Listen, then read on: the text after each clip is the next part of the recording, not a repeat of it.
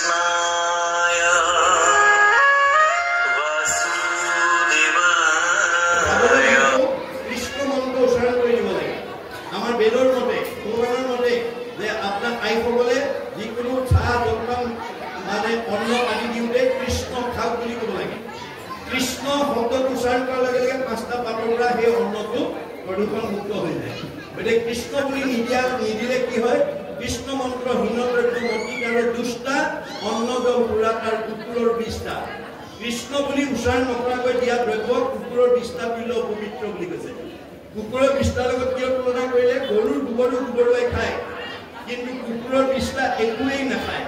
গতিকে আইসকলে আমাৰ ঘৰখনৰ পৰিয়ালক উদ্ধাৰ কৰিব লাগিব এনেকৈ কৃষ্ণ সংস্কৃতি অৱলম্বন কৰিব আৰু অৰ্জুনক কৈছে যিখন গৃহস্থী আইসকলৰ গাত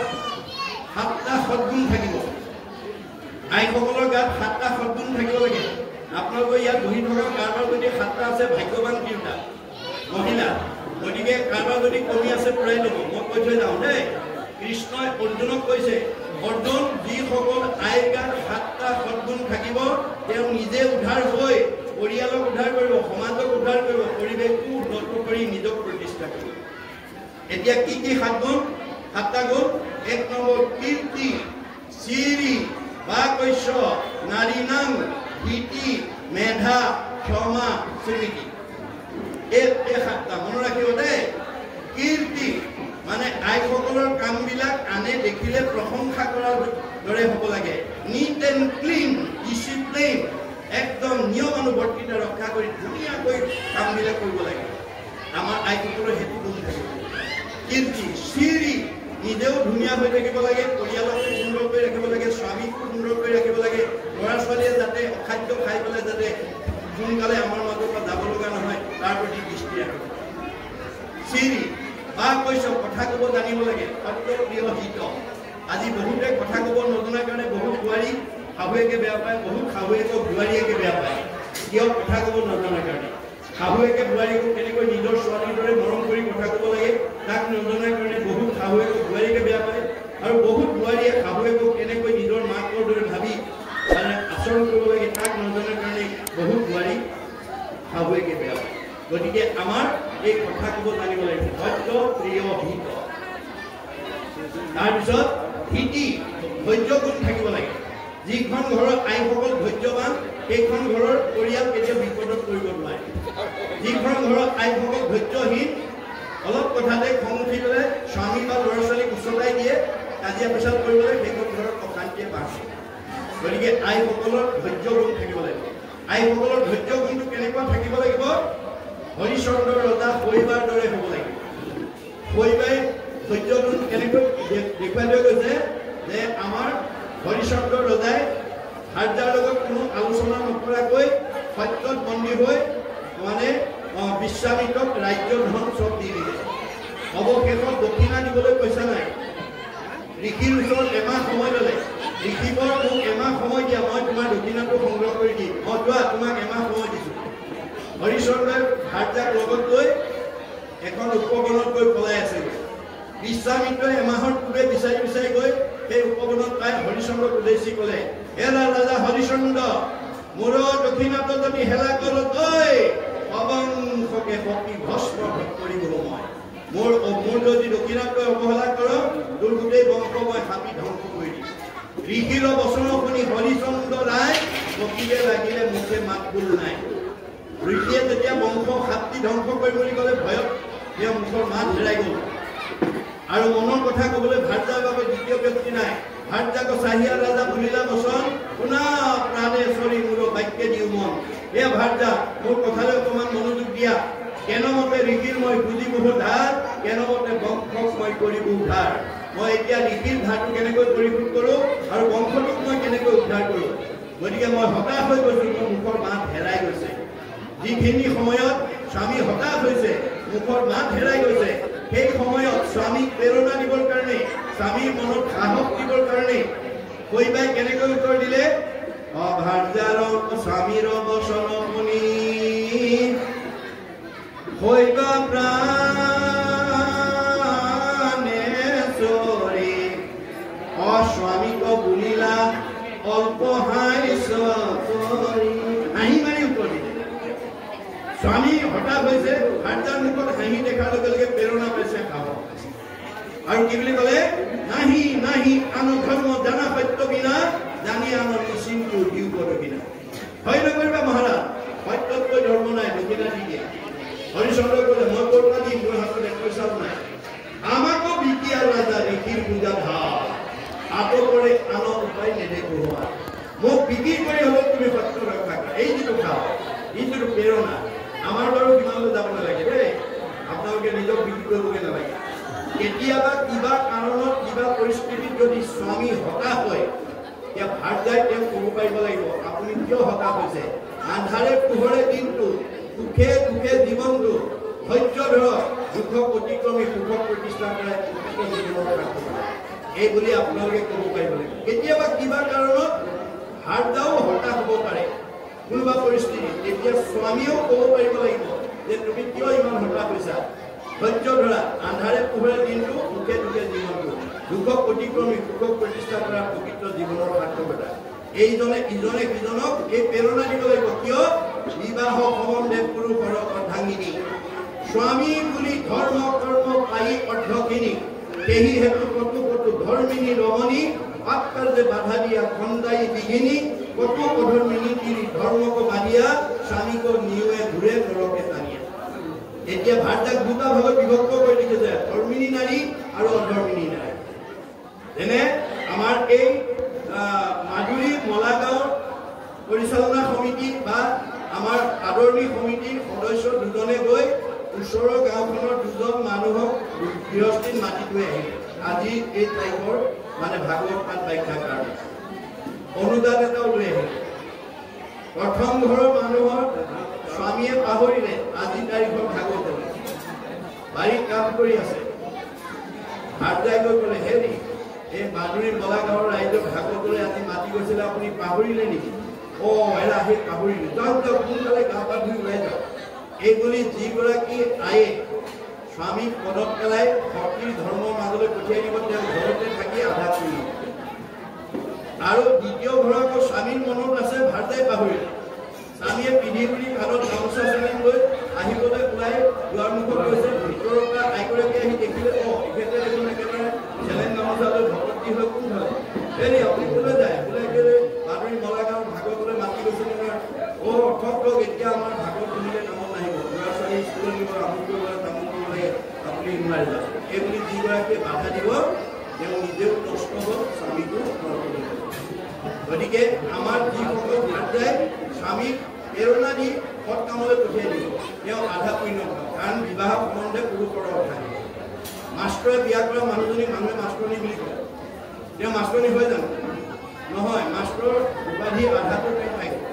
ডাক্তৰে বিয়া কৰাজনীক ডাক্তৰণী বুলি কয় তেওঁ ডাক্তৰণী হয় জানো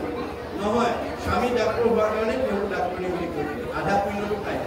আধা পাই যায় গতিকে বেয়া কাম কৰিলেও তাৰ ভাৰ্যা তাৰ স্বামী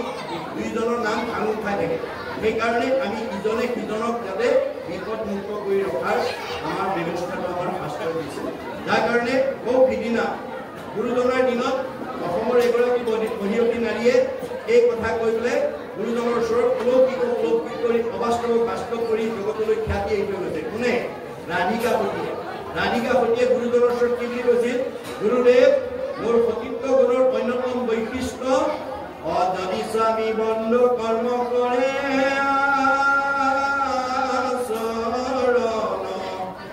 অবিষ্ট বাক্য কৰি তাক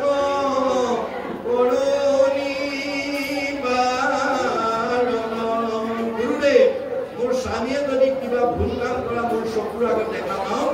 মই তেওঁক মধুৰ বাক্যৰে সাৱলীলভাৱে তেওঁক সেই ভুল পথৰ পৰা ঘূৰাই অনাৰ চেষ্টা কৰোঁ কেনেকুৱা ভুল পথলৈ গ'লে তুমি অগ্ৰাধিকাৰ দিয়া যদি কলিত ভগা ঠাইলৈ যায় বোলে কলি ক'ত থাকে বোলে পৰীক্ষিত ৰজাই কলিত বিজ্ঞ কৰোঁতে প্ৰধানকৈ 4টা ঠাই দিছিল নিৰপতি ভুলক কলিত দিলোঁ স্থান জৈত খেলে যোৱা পাহাত কৰে মদ্যপান স্ত্ৰী পঞ্চগুণা গৃহস্থলত থাকে জৈত এই 4 স্থানৰ দিলোঁ পঞ্চগয়া প্ৰধানকৈ 4টা দিছে যোৱা পাহাত খেলা মদ ভাং খোৱা পৰস্ত্ৰীত আসক্ত হিংসা ধৰ্ম মদ খোৱা কিয় বাধা দিয়া মাত্য বুদ্ধিরূপতি যদ্রব্যম মদকারী তদচ্ছতি। মদ খালে নিচা লাগিলে সৎবুদ্ধি বিনাশ হয়, অসৎবুদ্ধি পালে গতি কৰে। গতিকে মোৰ স্বামীয়ে নিচাযুক্ত বস্তু খাই যাতে সৎবুদ্ধিৰ পৰা অসৎবুদ্ধিলৈ যাব লগা নহয়, তাক মই বাধা দি ৰাখোঁ। কিয় বোলে বিবাহ সম্বন্ধে পুৰুষৰ দাঙি স্বামী বুলি ধৰ্ম কৰ্ম পাই বৰ সুন্দৰ হৈছে। যোৱা পানী আছে 3টা গাভীৰ অলপ পানী অলপ মাটি ব্ৰহ্মপুত্ৰৰ পৰা ডুবাবলৈ আনি টেম্বনি জানত পেলাই দিয়াৰ লগে লগে বোৱতী নদী বন্ধ হৈ গ'ল। এই অঞ্চলৰ ৰাইজ বানপানীৰ কবলৰ পৰা উদ্ধাৰ হ'ল আৰু সেই জালটো আজি শান্তিদান হিচাপে বৰদোৱাত প্ৰতিষ্ঠিত হ'ল। এয়াই হৈছে বিশ্বাস।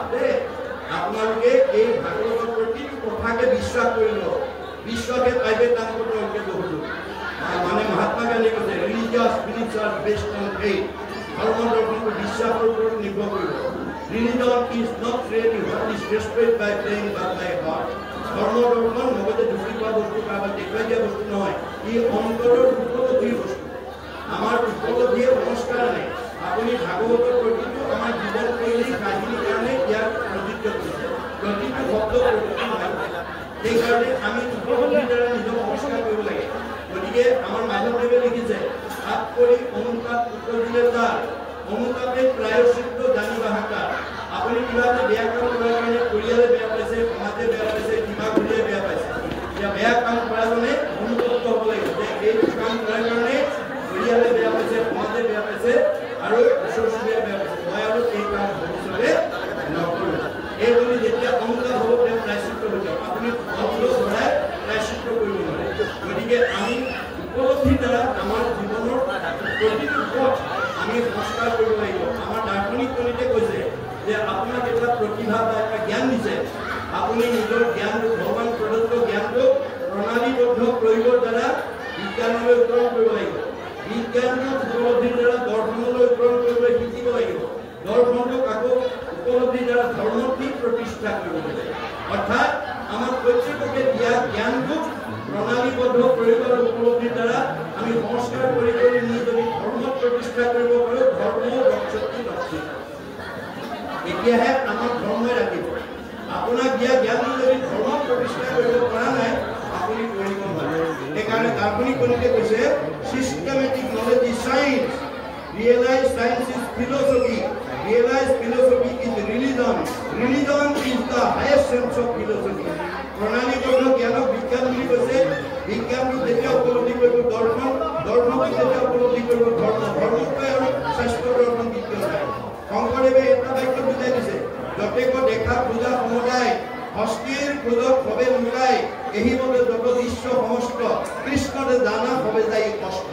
প্ৰকৃতি জগতত যিমানবিলাক জীৱ জন্তু দেখিছে সকলো জন্তুৰ ক্ৰোধ হাতীৰ ক্ৰোধত লুকাই যায়। হাতীৰ ক্ৰোধতকৈ শ্ৰেষ্ঠ পূজাৰ কোনো প্ৰাণীৰে নাই। ঠিক তেনেকৈ পৃথিৱীত যিমান ডাঙৰ মানুহ নহওক, ৰাষ্ট্ৰপতিও কৃষ্ণতে বিলীন হ'ব, সাধাৰণ নাগৰিকো কৃষ্ণতে বিলীন হ'ব, MLA মিনিষ্টাৰো কৃষ্ণতে বিলীন হ'ব, ঠেলাৱালা ৰিক্সাৱালাও কৃষ্ণতে বিলীন হ'ব। আপোনালোকৰ এই মাতৃগাঁৱৰ ধনী মানুহজনো কৃষ্ণতে বিলীন হ'ব, দুখীয়া মানুহজনো কৃষ্ণতে বিলীন হ'ব। কৃষ্ণৰ ব্যতিৰেকে আৰু দ্বিতীয় নাই। সেইকাৰণে শংকৰদেৱে কৈছে কৃষ্ণক পুজিলে পূজা সমস্তৰে হয়, পৃথকে পুজিলে পূজা কেহু নহ'ব। আমি যাতে কৃষ্ণক আমি ৰাখিব পাৰোঁ তাৰ কাৰণে গুৰুত্ব দিব লাগিব। যিটোজনে যায় হৰি নাম খেদি পাছত ফুৰে যত দেৱ দেৱী যতেক তীৰ্থে কাকস্তুতি কৰৈ তাৰ বায়ু পাব সমস্ত হয়। আমি কৃষ্ণ নাম লৈ যোৱাৰ লগে লগে কৃষ্ণ আমাৰ পিছত যাব। কৃষ্ণৰ পিছত যোৱাৰ লগে লগে বাকী আজ্ঞাবাহী 33 কোটি দেৱতা ব্ৰহ্মকে প্ৰমুখ্য কৰি চব দেৱতা তাৰ পিছত যায়। আৰু সেইজনক দেখি যদি কোনোবাই বাৰাণ্ডা বা কয় কৃষ্ণ ভাবক আজ্ঞা ৰাখি গৈছে, বিষ্ণু বৈষ্ণৱক দেখি কৰৈ নমস্কাৰ, হৰৈ কোটি জন্মৰ পাতকতা, কোটি জন্মৰ পাপ নাইকিয়া হৈ যায়। ইমান মাহাত্ম্য আছে। এইটো ভাৱৰ ওপৰত নিৰ্ভৰ কৰে। কাছৰ দৰে ভাৱনা হ'ব লাগে। কাছৰ ভাৱনা কি? বালিত কণী পাৰে পানী উমনি দিয়ে, বালিত কণী পাৰি পানী উমনি দি ভাৱনাৰ দ্বাৰা বালিত কণী ফুটাই দিয়ে। যেহেন কচ্ছপে তৰে ডিম্ব পাৰি জলৰ মাজে পোকাৰয়, সেইমতে সংতে বিষয়তে থাকি সদায়ে মুখচিন্তয়। সন্ত মহন্ত ভক্ত গুণবিশিষ্টসকলে ভগৱানে দিয়া ধন টকা পইচা গাড়ী মটৰ টকা ঘৰ দুৱাৰ মাজতে থাকে, কিন্তু লগত নিব দ্বাৰা বিনাশী সম্পদৰ মোহে আজিৰ দৰে ভক্তি পথলৈ অহাৰ পৰা এইসকলক বঞ্চিত কৰি ৰাখিব নোৱাৰে। গতিকে সন্ত মহন্ত ভক্ত বৈষ্ণৱ গুণসম্পন্ন ব্যক্তিয়ে মানে বিষয়ে সংসাৰতে থাকে, পদুম ফুলৰ দৰে থাকে। পদুম ফুল বোকা পানীতে জন্ম হয়, কিন্তু তাৰ পৰা নিলিপ্ত হৈ থাকে। সেইকাৰণে আমাৰ বেদে কৈছে ব্ৰহ্মণা ধ্যায় কৰ্মাণি সংগম চক্ৰে কৰুতি যশ নিত্যতে নশ পাশুন পদ্ম পত্ৰম নিৰ্মাণ ভাস। পদুম ফুলৰ ভাৱনাৰে আমি গৃহস্থ আমাৰ সংগ মহন্ত বা গাৰ্হস্থ জন্মত আমি জীৱন নিৰ্বাহ কৰিব লাগে। যেনেকৈ পদুম ফুল পানীৰ ভিতৰত থাকিও নিলিপ্ত হৈ থাকে, আমি বিষয় সংসাৰত থাকিও আমি যাতে মুক্তি ল'ব পাৰোঁ। কাৰণ আমি ঈশ্বৰক ধ্যান কৰি ঈশ্বৰক চিন্তা কৰি কৰ্মবিলাক কৰিব লাগে বাসনাপূৰ্ণভাৱে, তেতিয়াহ'লে আমাৰ গতি পাব। এই তত্ত্ব আমাক দিছে। তাৰপিছত কৈছে যে অৰ্ঘ আচৰণ স্নান মধুতৰ্ক অৰ্পিলন্ত ভক্তিভাৱে যজ্ঞ পুত্ৰ কীট ত্ৰিপদ বসন নিবেদিলা কৃষ্ণ পাৱে। গতিকে পাদ্য অৰ্ঘ আমি এয়া যজ্ঞ আমাৰ মই আৰম্ভণিতে কৈছোঁ, এইটো 5 দিনীয়া যজ্ঞ, ভাগৱত যজ্ঞ, ভক্তি যজ্ঞ, নাম যজ্ঞ। ইয়ালৈ অহা ভকতসকলক বা আমাৰ গৃহস্থী ঘৰত অনুষ্ঠান পাতিলে তালৈ অহা ভকতসকলক আমি পাদ্য অৰ্ঘ, পাদ্য মানে ভৰি ধোৱা পানী, অৰ্ঘ মানে মুখ ধোৱা পানী, অৰ্থাৎ আমি ভকতক ভৰি ধোৱা পানীয়ে মুখ ধুবলৈ দিব নালাগে। মুখ দিয়া পানীটোৰ পাত্ৰ এটা বেলেগকৈ ৰাখিব লাগে। গতিকে আমি নজনাৰ কাৰণে বহুত ঠাই ভৰি ধোৱা পানীয়ে ভকতক মুখ ধুবলৈ দিয়ে, সেইটো আমাৰ সংস্কাৰ কৰিব লাগে। বেদৰ মতে ভৰি ধোৱা পানীয়ে ভকতক মুখ ধুবলৈ দিব নালাগে। গতিকে পাদ্য মানে ভৰি ধোৱা পানী, অৰ্ঘ মানে মুখ ধোৱা পানী। গতিকে হাত ভৰি ধুৱাই আনি আসনত ধুৱাই লৈ সেৱা এটা কৰাৰ পিছতে উদ্দেশ্য ব্যাখ্যা কৰিব লাগে। আমাৰ বহুত মানুহে কথাটো নাজানি ওচৰৰ পৰা মানুহগৰাকী বা মানুহজন আহিলে বুলিয়ে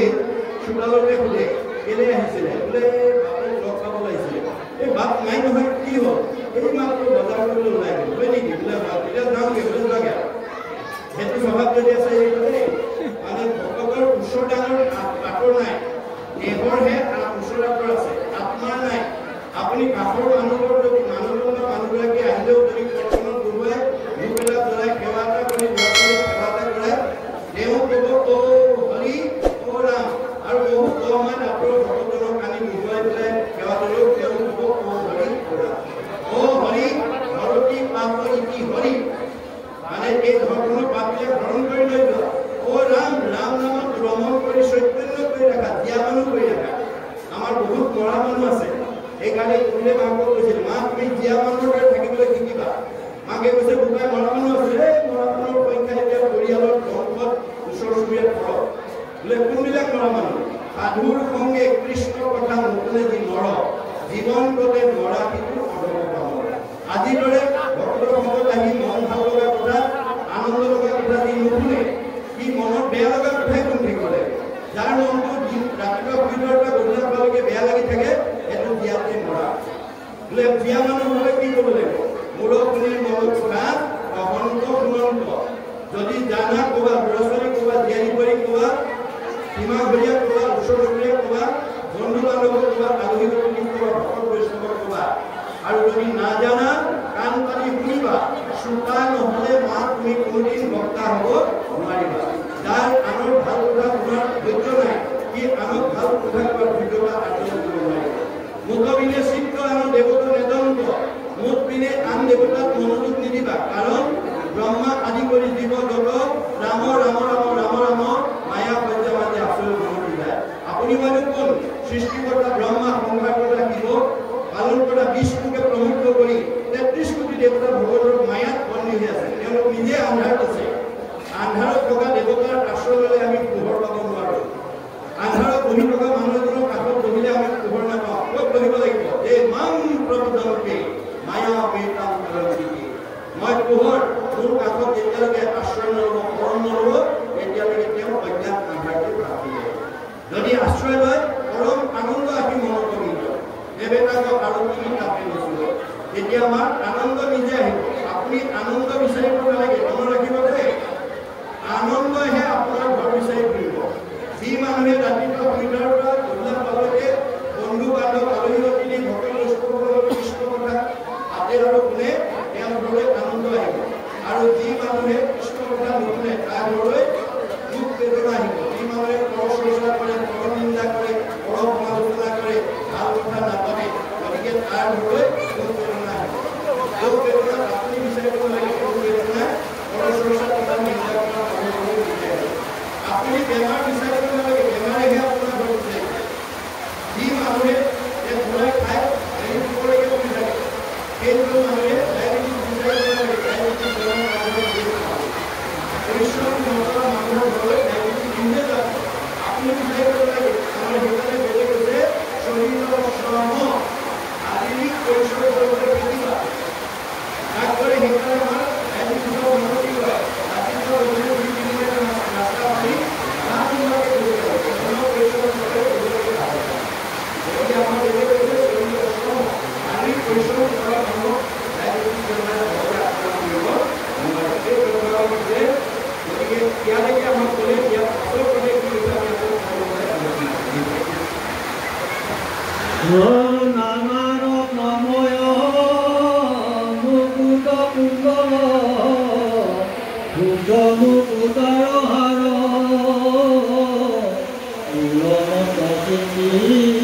হৰিত অৰ্পিত যত আছে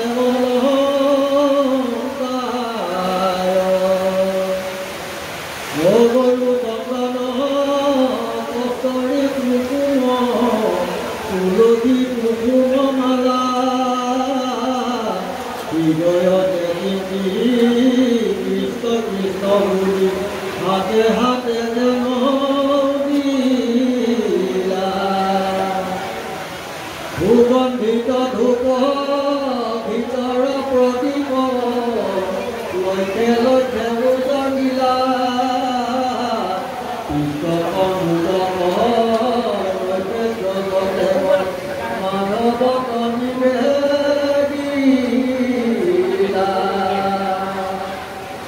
গীতাঞ্জলি কৰি নমস্কাৰ কৰি জপিলা সহস্ৰ নাম কৰি নামে স্তুতি কৰি পীড়িত কৰিলা প্ৰভু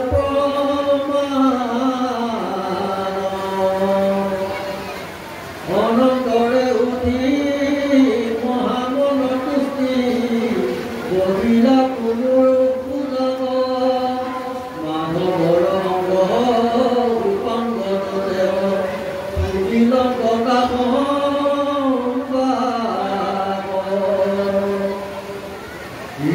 হিৰহিখা কবচ নয়ন অষ্টহা কদুলি অংগ গৰুত কমলা বিমলা কমলি ইহাকে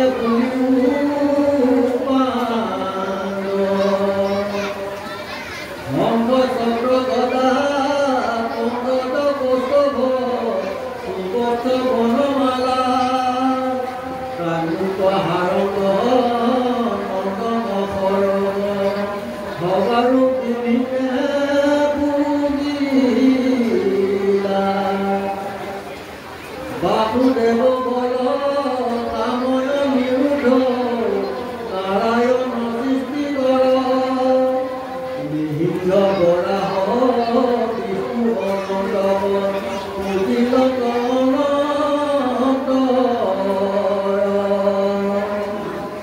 মাধৱৰ দত মুখয় বদাৰ পুজিলতে দেখাই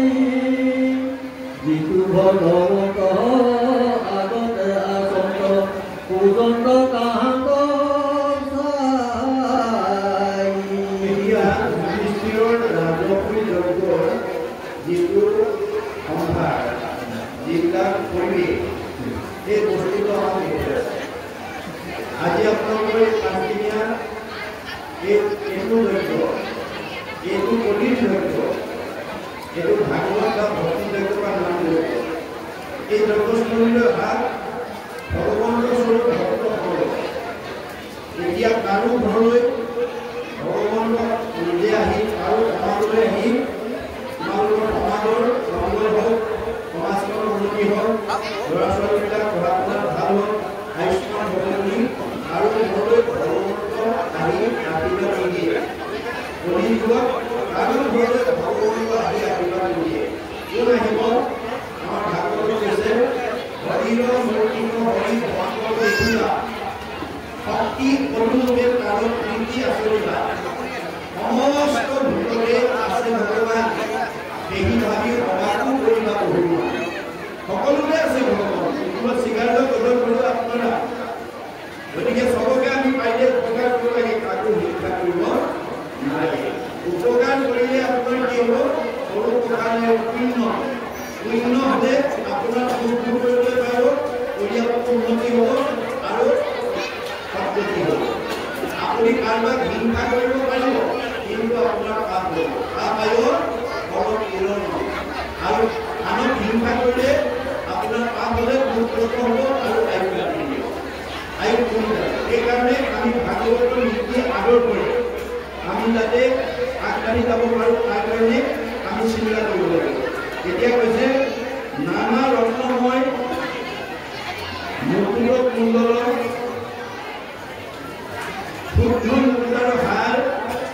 মূলমন্ত্ৰ চিন্তি হৰিয় অৰ্জুনৰ জগত আছে সকলো বস্তু আমি যজ্ঞস্থলীত ঈশ্বৰ অৰ্পণ কৰিব আৰু এই যজ্ঞস্থলীলৈকে অহা ভগৱন্তৰ ভক্তসকলক যাতে আমি ভক্তি অনুসৰি প্ৰীতি আচৰিত কৰোঁ প্ৰত্যেকজন ভক্তই আপোনাৰ বিৰোধী পৰিয়ালৰ আদৰ অভ্যৰ্থনাত যাতে সন্তুষ্ট হৈ যায় তাৰ কাৰণে আমি প্ৰত্যেকজন সদস্যই যদি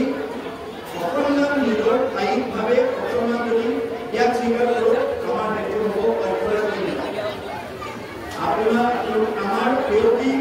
গাঁওখনৰ বিৰোধী পৰিয়ালটোৱে ইয়ালৈ অহা ভক্ত বৈষ্ণৱবিলাকক যদি আমাৰ মাছমাৰি মাটিৰে বহাই কোনোবাই কামত কোনোবাই চাহ পাতি আদৰৰ ঘটনা কৰে তেতিয়াহ'লে ঘূৰি যাওঁতে কি হ'ব বৰ ভাল লাগিল মাধুৰীৰ হেৰিয়ালৈ গৈ মাধুৰীৰ নগাঁও অনুষ্ঠানলৈ গৈ বৰ ভাল লাগিল এইবুলি যদি ভকতে ভাল লাগিল বুলি কয় তেতিয়া ভজনৰ আশীৰ্বাদে দিলে কৃষ্ণৰ কথা তেতিয়া আমাক কৃষ্ণৰ কৃপা কৰিব আৰু আমাৰ ভকত বৈষ্ণৱ তৃণমূল ঘৰখনৰ সমাজখনলৈ আনৰ অতিথি হ'ব আহিলে প্ৰত্যেকজনে ভগৱন্তৰ স্বৰূপ জ্ঞান কৰি কাৰণ ভগৱন্ত এতিয়া পোনপটীয়াকৈ নাহে কৃষ্ণক পাইবাৰৰ দানা ভকতিহে অনুভৱ ইহাকো কহে গীতা ভাগৱত গ্ৰন্থ গীতা ভাগৱতে কৈছে কলিৰ যুগত কৃষ্ণক পাবলৈ হ'লে ভকতিৰ মাধ্যমেদি পাব আৰু সেই ভকতিটো ক'ত কৰিব লাগিব ভকতৰ ভকতি দানে অৰুণৰ দায়া কৰ্মৰ পবিত্ৰ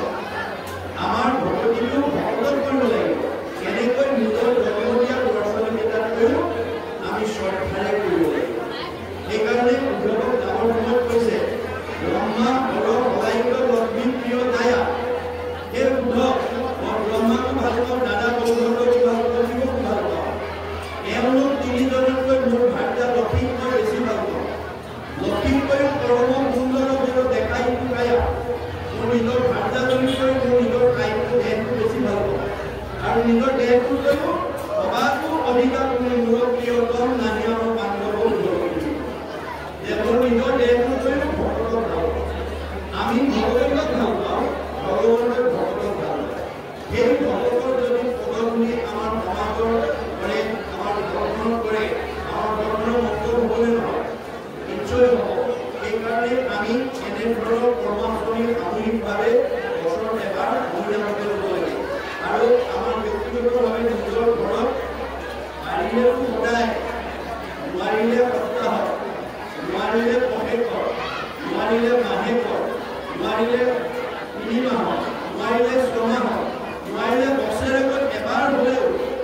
আমাৰ ভকতৰ পদগুণি আমাৰ ঘৰত কৰিব লাগে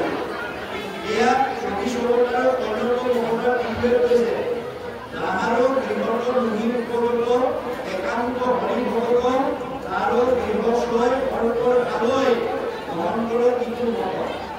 যিখন ঘৰত বছৰত এবাৰ ভগতৰ পদগুণি নকৰে সেইখন ঘৰত দুখ বেদনা হিংসা প্ৰচুৰ হ'ব বেমেজালি বেছি হ'ব সেইখন ঘৰ কেতিয়াও শান্তি আগবাঢ়ি যাব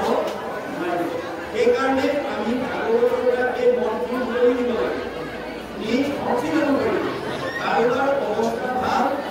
মাতৃ লগাগাঁও কাৰোবাৰ অৱস্থা ভাল এজনক মাতিছে কাৰোবাৰ অৱস্থা বেয়া 10জনক মাতক তাকে কিন্তু দিন বুজি পেলাই ভকতৰ সেৱাত কৃপণালি নকৰিব ভকতৰ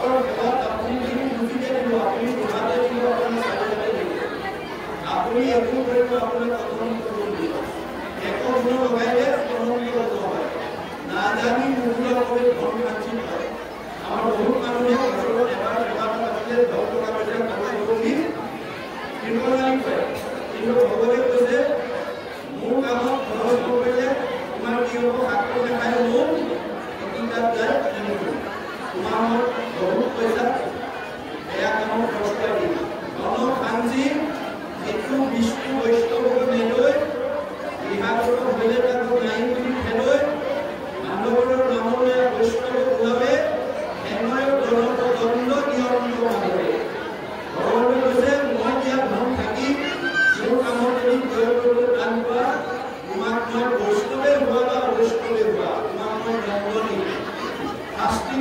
এনেকৈ দিম মণি চুৰে তেৰি মণি অগ্নিয়ে নহয় হয় তোমাৰ ভক্তগণ কৈছে চুৰলোকে গৌৰৱ উঠিয়াই দিব নহয় দুয়ে ফুৰিব নহয় আকস্মিক দুৰ্ঘটনা বেমাৰ আজাৰ হৈ ডাক্তৰে খাব নহয় কাজিয়া পেচাল লাগি পুলিচে খাব ইমানতে হয় লাহে মনি পাছে কান্দে ৰব গান্ধী ঘৰে ঘৰে ভিক্ষা মাগে কৃষ্ণ কৃষ্ণ মোৰ কামত খৰচ কৰা মানুহক পইচা মানে ঘৰ থাকি খৰচ কৰা মানুহক ঈশ্বৰৰ জন্ম ভিক্ষাই কৰি দিয়ে আৰু মোৰ নামলৈ ভিক্ষা কৰিলেহে তেওঁ সেই পাপৰা বা আপোনালোকে গাড়ীৰ ওপৰত তেওঁলোকে দেখিব যি জনগণে ভিক্ষাই নহওক সদায় ভগৱানৰ নাম লৈ এয়া ভাগৱতৰ ধৰ্ম গতিকে আমি ভাগৱত পঢ়ি শুনি আমাৰ সঞ্চিত অৰ্থ যাতে আমি প্ৰয়োগ কৰিব পাৰোঁ তাৰ কাৰণে আমি গুৰুত্ব দিব ন্যায় উপাৰ্জিত শুদ্ধ আতি হয় এই বিদ্যে ভগৱন্তক বুজিব লাগে আমি সৎভাৱে উপাৰ্জন কৰা ধৰণে আমি সৎকাম কৰিব লাগে এতিয়া আপোনাৰ এইবোৰ লগালে অনন্ত কৰিব ভগৱন্তৰ ভগৱতৰ ধাৰ দেখায় তাৰ উদাহৰণটো দুৰ্গতিৰ ক্ষেত্ৰত দেখুৱাই গৈছে ভগৱন্তৰ ১৫,১০৮ গৰাকী ভাৰ্তা তাৰ ভিতৰত ৮ গৰাকী চবতকৈ ধুনীয়া তেওঁলোকক অষ্টমহিষী বুলি কয় কৃষ্ণই সেই ৮ গৰাকীক আনবিলাকতকৈ বেছি ভাল পায় সেই ৮ গৰাকীতকৈ আকৌ দুৰ্গতিক বেছি ভাল এই কথাটো জানি ৮ গৰাকী মনত খুব যে আমি ইমান ধুনীয়া ধুনীয়া ৮ গৰাকী থাকোঁতে আকৌ দুৰ্গতিকো ভাল পায় মানে ৮ গৰাকীয়ে ভবাৰ লগে লগে ভগৱন্তক গম পাই গ'ল চবৰে হৃদয়তে ভগৱন্ত আছে কোনে কি ভাবে চব জানে মই কিয় দুৰ্গতিক ভাল পাওঁ এই কথাটো ৮ গৰাকীক যদি বাস্তৱ উদাহৰণৰ দ্বাৰা দেখুৱাই নিদিওঁ অনাগত দিনত তেওঁলোকে মোৰ তাৰ ওপৰতে ক্ষোভ কৰি থাকিব জেদ কৰি থাকিব গতিকে সেই ৮ গৰাকী মনৰ ভাৱটো সংস্কাৰ কৰি দিয়াৰ উদ্দেশ্যে তেওঁ তাৎক্ষণিকভাৱে কৰ্মচাৰীলৈ কষ্ট পৰিচালনা কৰি আছে আৰু দুৰ্গতিক আমন্ত্ৰণ জনাইছে কষ্ট পৰিচালনা কৰি থাকোঁতে হঠাতে আঙুলি কাটি তেল ওলালে ৮ গৰাকীয়ে কৃষ্ণৰ আঙুলি তেল ওলোৱা দেখি ফটাকাটো বিচাৰি ভিতৰলৈ সোমালে সেই মুহূৰ্ততে দুৰ্গতি আহি তেওঁ সন্মুখত থিয় হ'ল আৰু কৃষ্ণৰ আঙুলি তেল ওলোৱা দেখি তেওঁ অকণো অপেক্ষা নকৰি পিন্ধি যোৱা শাৰীখনৰ আঁচল এটা ফালি তৎক্ষণাৎ কৃষ্ণৰ আঙুলি বান্ধি তেল ৰাখি দিলে বাকী ৮ গৰাকীয়ে ফটাকাটো লৈ আহি দেখে দ্ৰৌপদীয়ে আঙুলি বান্ধিলেই ভালেতো এওঁ ভাল পায় সেইদিনাহে বুজি পাইছে কৃষ্ণই দ্ৰৌপদীক কিয় ভাল দৈহিকভাৱে নহয় কৃষ্ণৰ ভক্তিক ভাল পায় তেওঁলোক সংস্কাৰ হ'ল কিন্তু দ্ৰৌপদী এটুকুৰা বস্ত্ৰৰ ধাৰ লাগিল এটুকুৰা বস্ত্ৰৰ ধাৰ বস্ত্ৰৰূপে পৰিশোধ কৰি দিছে কোনদিনা ৰজস্বলা অৱস্থাত যিদিনাখন দুষাখনে দ্ৰৌপদীক বস্ত্ৰহৰণ কৰিছে সেইদিনাখন বস্ত্ৰৰ ধাৰ বস্ত্ৰৰে পৰিশোধ কৰি দিছে দ্ৰৌপদীক যদি দিয়ে আমাক নিদিব কিয় এই বিশ্বাসটো লাগে সেইকাৰণে দাৰ্শনিক গতি কৈছে পণ্ডিতে কৈছে to be faithful to your land will be faithful to you আপুনি মাটিডৰা বিশ্বাস কৰি খেতি কৰিবলৈ শিকক মাটিডৰা বিশ্বাস ভংগ নকৰে আপুনি ভগৱানৰ ওপৰত বিশ্বাস ৰাখি কৰ্ম কৰক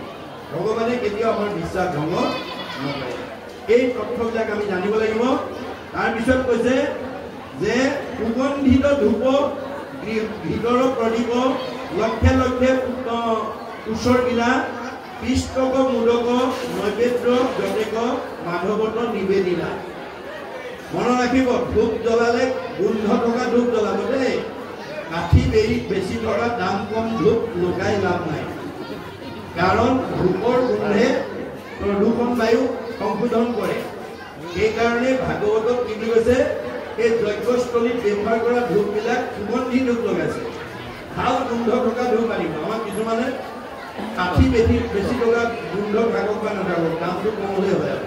সেইটো নানিব আনি লাভ নাই কাৰণ গোন্ধ নথকা ধূপ লগাই আপুনি কোনো লাভৱান নহয় গতিকে কম কাঠিয়ে হওক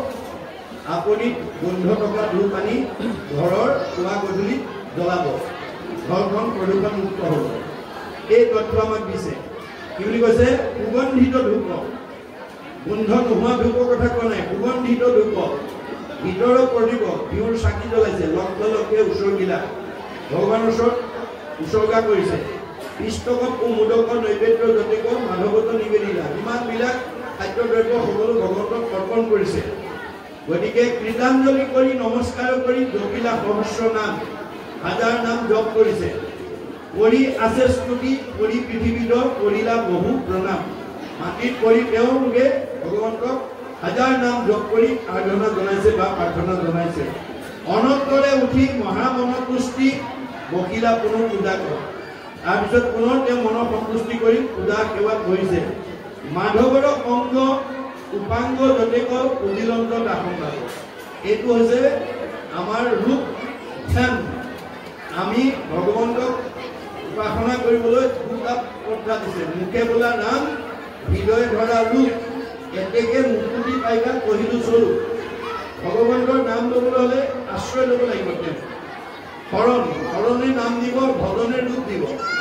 গতিকে আমি মৰিবৰ সময়ত এই দুটা আমি কৰি যাব লাগিব জং জং অপি স্মৰণ ভাৱম তেজতে অন্তে কলে বৰম তম তমেদৈতি কন্তেও সদাত ভাৱ ভাবিত হে কুণ্ঠিত ধনঞ্জয় যাবৰ সময়ত যি ভাৱনা লৈ যাবা ভাৱনাৰ অনুকূল জন্মটো পিছৰ জন্মত ধাৰণ কৰিব লাগিব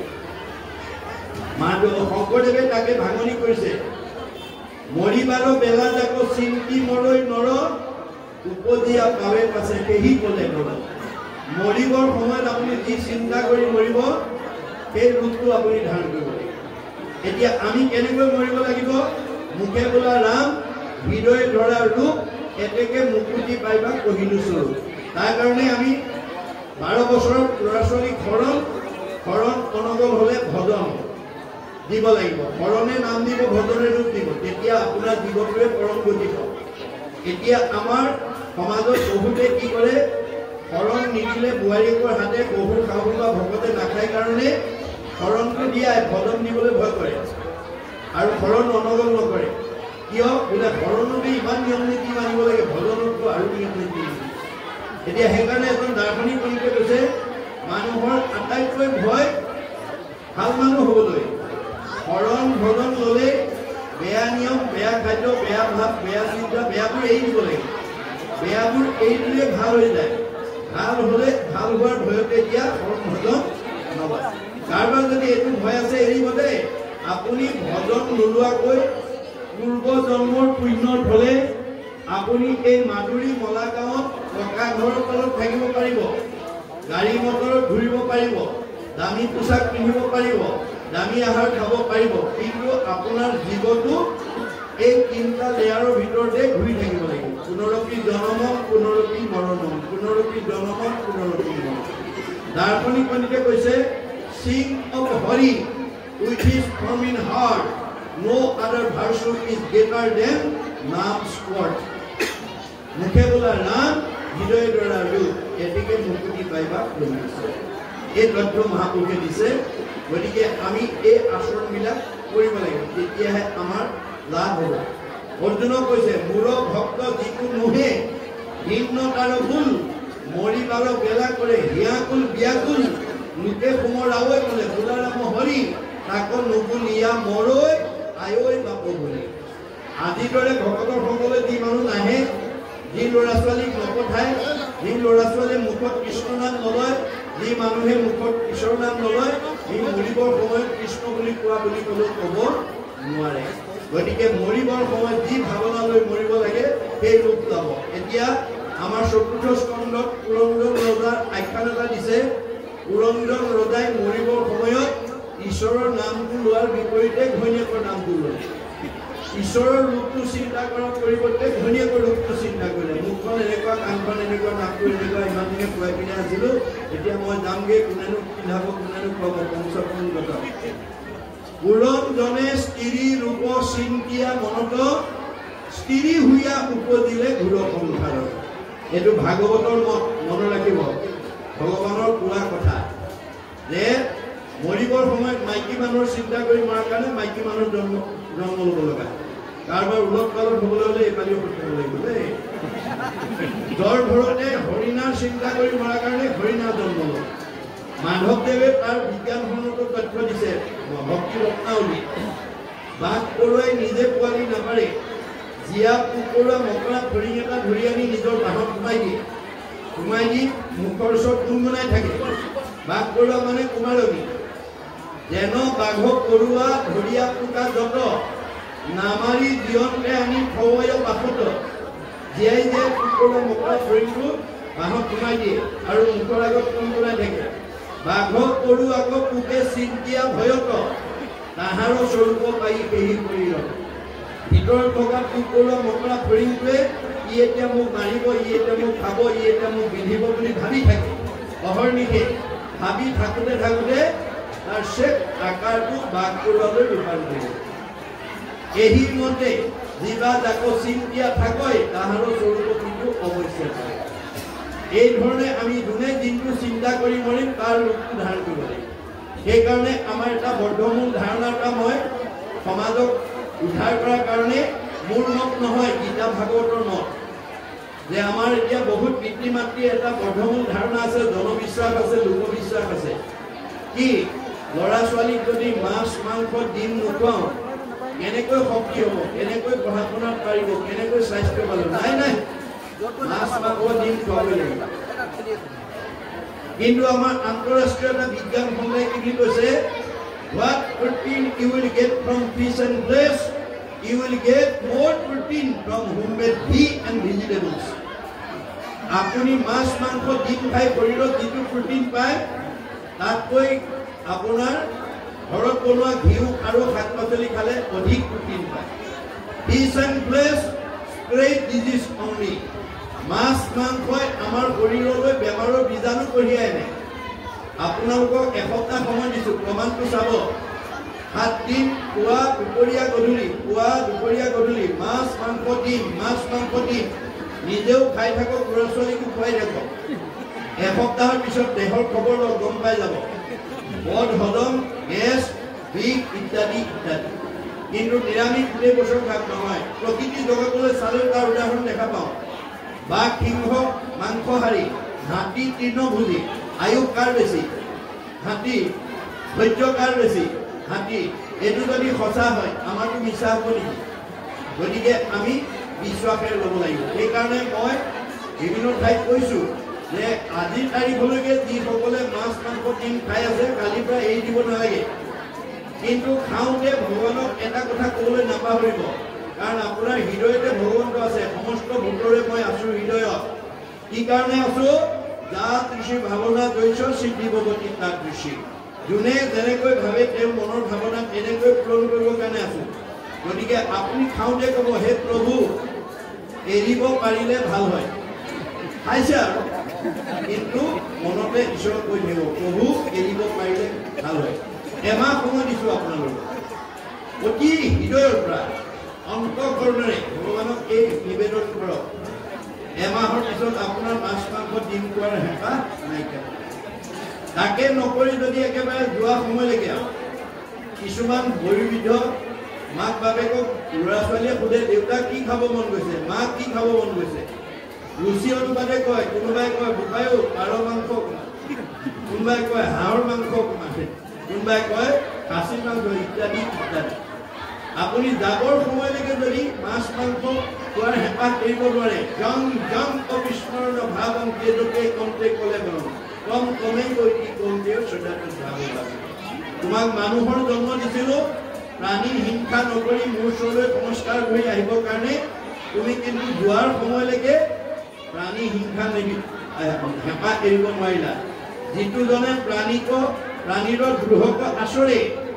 কাটি মাৰি আপোনাৰ প্ৰাণ কীৰ্তি কৰে মৰিয়া নৰক ভুন্দে অসুৰ জুমি পায় পাছে ব্যাঘ্ৰ সৰ্প হুয়া ফুৰে মাংস খায় ভগৱানে কৈছিলে তোমাক মানুহৰ জন্ম দিছিলোঁ সংস্কাৰ হৈ মোৰ ওচৰলৈ আহিবৰ কাৰণে তুমি একেবাৰে যোৱাৰ সময়লৈকে মাছ মাংস খোৱাৰ হেঁপাহ এতিয়া জেগাত দি দিছোঁ যিমান খোৱা কাৰোবাৰ যদি মানে স্বভাৱ আছে এই ব্যৱস্থা কৰিব দেই নহ'লে কিন্তু জেগালৈ গুচি যাব লাগিব এইটো গীতাৰ বচন এই কথাখিনি আমাক কৈছে এতিয়া কৈছে যে মাধৱত যত মুখ্য অৱতাৰ উজিলন্ত একে ঠাই যিটো ভগৱন্ত আগতে আচৰণ উদন্ত কাহুক চাই গতিকে ভগৱন্তৰ প্ৰতি আমি ভক্তি ভাৱেৰে আমাৰ সকলো ভাৱনা যজ্ঞ পূৰ্ণাংগ কাৰণে আমাৰ ৰাতিপুৱাৰো যজ্ঞ গধূলাৰ যজ্ঞ দুপৰীয়া যজ্ঞ সকলো সময়তে আমি ঈশ্বৰক অৰ্পণ কৰি কৰ্ম পূজা কৰিলে যজ্ঞলৈ ৰূপান্তৰ হয় গতিকে ঈশ্বৰক অৰ্পণ কৰি যত ধৰ্ম কৰ্ম কৰা কৃষ্ণক অৰ্পণ তেবে অপ্ৰয়াসে বিধিবেগ কৰিলে তেতিয়া ভগৱন্তই আমাৰ মনৰ কামনা মনৰ ভাৱনাবিলাক পূৰণ কৰিব এই আদৰ্শটো মাত্ৰ যজ্ঞস্থলীত যুধিষ্ঠিৰৰ যজ্ঞস্থলীত কেনেকৈ পৰিয়ালবৰ্গই যজ্ঞটো পূৰ্ণাংগ কাৰণে আচৰণ কৰিছে তাৰ এটা প্ৰতিচ্ছবি আমাক দেখুৱাইছে ইয়াৰ পিছত কি কৈছে আমি আকৌ পুনৰ পদবন্ধে আলোচনা কৰিম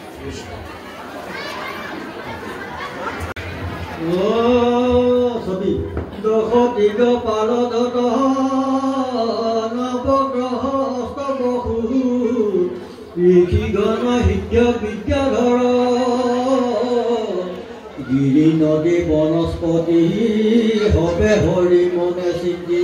সবাকে পুজিলা নিব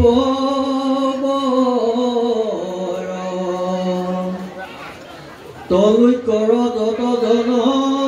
হবে ভৈল তুষ্ট মন পাণ্ডৱৰ প্ৰিয় হতকাৰে বিষ্ণু পূজা অৱসানে কুণ্ড খানি বিপ্ৰগণে হোম আৰম্ভিলা চমৎকাৰে সুৱৰ্ণৰ থালি ভৰি পঞ্চামীতে ভৰি পুৰি সজিল অনেক পৰমান্ন ভুৱনৰ ধূপ ধৰি গীতে পূৰ্ণ কৰি ললত কৃষ্ণক কৰি ধ্যান প্ৰজ্বলিত কৰি বহ্নি উচ্চাৰিলা বেদ ধ্বনি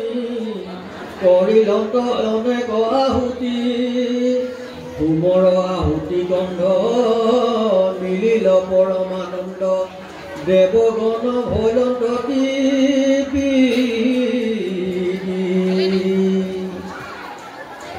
যুধিষ্ঠিৰ তুষ্ট মন হৃদয়ত সনাতন জপন্ত পৰম ভক্তি ধৰি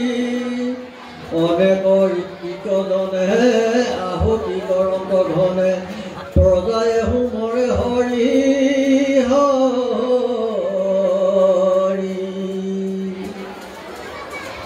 বাবে মহাবাদ্য ৰংগ গুৰুমুখ মৃদংগ সংগ দুন্দুভি বজায় ঢাক ঢোল যতে বৈষ্ণৱৰে হৰিৰ কীৰ্তন কৰে ভগৱতে পালে স্বৰ্গ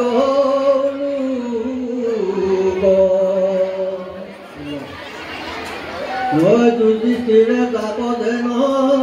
আদেশিয়া চন্দ আগে তাক হবে কৰন্ত হৰিষে দুৰ্যোধন নৰপতি বাজি কৰি বাজ কৰি সেই আদি কৰ্ণে বিলাবন্ত দুৰ্বুদিতে ভুৱনৰ যত ৰত্ন আঞ্জলি আঞ্জলি দেন্ত ব্ৰাহ্মণৰ পুৰী মনোৰথ মহাদাতা বীৰকৰ্ণ ভূমি বিধুকৰ্ণ দেন্ত ক্ষেত্ৰ নেত্ৰ বস্ত্ৰ পৰম শ্ৰদ্ধাভাজন আজিৰ এই পবিত্ৰ ব্যাখ্যানুষ্ঠানত সমবেত ধৰ্মপ্ৰাণ বা বৈষ্ণৱ আইনত্ৰী তেওঁলোকে যুৱক যুৱতী আৰু ভগীবৃন্দ আমাক আদৰণি সমিতিয়ে আমন্ত্ৰণ কৰি আনি সুদূৰ লখিমপুৰৰ পৰা এইকণ সময় আপোনালোকৰ লগত আলোচনা কৰাৰ সুযোগ দিলে আমি দিনৰ পৰাই হ'ব বুলি ভাবিছিলোঁ সেইকাৰণে আমি ৰাতিয়ে আহিছিলোঁ পিছে আপোনালোকৰ সময়টো যে পিছুৱাই দিছে সেইটো মই নাজানিলোঁ যি কি নহওক মই এতিয়া যাবলৈ লাগিব সময় আমাৰ হৈছে আমাক জনাইছে দেউতাই গতিকে এই চেডলৈকে ব্যাখ্যা কৰাৰ পিছত আমি আপোনালোকৰ পৰা বিদায় ল'ব লাগিব। বাকীখিনি আপোনালোকে শ্ৰৱণ কৰিব। অনাগত দিনত আমি আগতীয়াকৈ যাতে অকণমান দীঘলীয়া সময় লৈ আপোনালোকৰ মাজলৈকে আহিব পাৰোঁ, তাৰ কাৰণে আমি সংকল্পবদ্ধ। গতিকে আমাৰ গাড়ী যিহেতু 8টা বজাত আছে, 7টা প্ৰায় বাজেই। মই চমুভাৱে এইকেইটা কথাৰ উত্তৰ দিব বিচাৰিছোঁ যে দশ দিগ কালজত নৱগ্ৰহ অষ্টবসু ঋষিগণ সিদ্ধ বিদ্যাধৰ গিৰি নদী বনস্পতি সবে হৰি মনে শিল্পী সবাকে পহিলা নিব যে তেওঁৰ যজ্ঞটো পূৰ্ণাঙ্গ কৰিবৰ কাৰণে তেওঁ সকলোকে ঋষি মণি যোগী সকলোকে তেওঁ সেৱাত পূজা কৰিছে। তৰুণৰ যতজন সবে ধৈৰ্য পুষ্পম পাণ্ডৱৰ প্ৰিয় পদকাৰ যে পাণ্ডৱৰ এই ৰাজপুৰী যজ্ঞত ভগত বৈষ্ণৱৰ প্ৰতি যিটো শ্ৰদ্ধা সেৱা ভক্তি এইখিনিত সকলো সন্তুষ্ট হৈছে। বিষ্ণু পূজা অৱসানে কুণ্ডকালী বিদ্ৰগণে হোম আৰম্ভিলা চমৎকাৰে বিষ্ণু পূজা শেষ হোৱাৰ পিছতেই কুণ্ডকালী আমাৰ ধুনীয়াকৈ হোম যজ্ঞ আৰম্ভ কৰিছে। বিদ্ৰসকলে সুবৰ্ণৰ থালি ভৰি পঞ্চামৃতে ভৰি কৰি স্বৰ্গীৰ অনেক প্ৰমাণ আৰু সুবৰ্ণৰ স্থানত তেওঁলোকে পঞ্চামৃতেৰে সৈতে প্ৰমাণ তৈয়াৰ কৰিছে। সুবৰ্ণৰ চৌব ধৰি মৃতে মধু পূৰ্ণ কৰি জয়ন্ত কৃষ্ণক কৰি ধ্যান। গতিকে সকলোবিলাক কৰ্মত তেওঁলোকে ঈশ্বৰক ধ্যান কৰি অৰ্পণ কৰিছে। প্ৰজ্বলিত কৰি কৰ্ণী উচ্চাৰীয়া বেদধ্বনি পৰিণত অনেক আহুতি। সেই বিদ্ৰসকলে নানা ধৰণৰ বেদ মন্ত্ৰৰে আহুতি দিছে। হোমৰ আহুতি গন্ধ মিলিত পৰমানন্দ দেৱগণ গৌৰৱ যে সেই হোমৰ যি সুগন্ধি তাত দেৱতাসকল পৰম সন্মোহিত হৈছে। যুধিষ্ঠিৰ পুষ্পবন হৃদয়ত সনাতন জগত পৰম ভক্তি কৰি যে যুধিষ্ঠিৰে এই বিদ্ৰসকলৰ যি যজ্ঞৰ আহুতি দি পূৰ্ণাংগ ৰূপত যিটো কৰ্মখিনি কৰিছে তাত তেওঁ পৰম আনন্দিত হৈছে। অনেক ঋতুজগণে আহুতি কৰন্ত ঘনে ৰজাই কোমলে ভৰি ভৰি আৰু ঋতুজবিলাকেও তেনেকৈ আহুতি দিছে, মানে ৰাজকীয় যজ্ঞ পূৰ্ণ কৰিবৰ কাৰণে। আৰু প্ৰজাসকলে সকলোৱে ভগৱানক চিন্তা কৰিছে। গাঁৱে মহাবাদ্য ৰংগ গোমুখ মৃদংগ শংখ দুন্দুবি বজাই ভাগৰ উন্নয়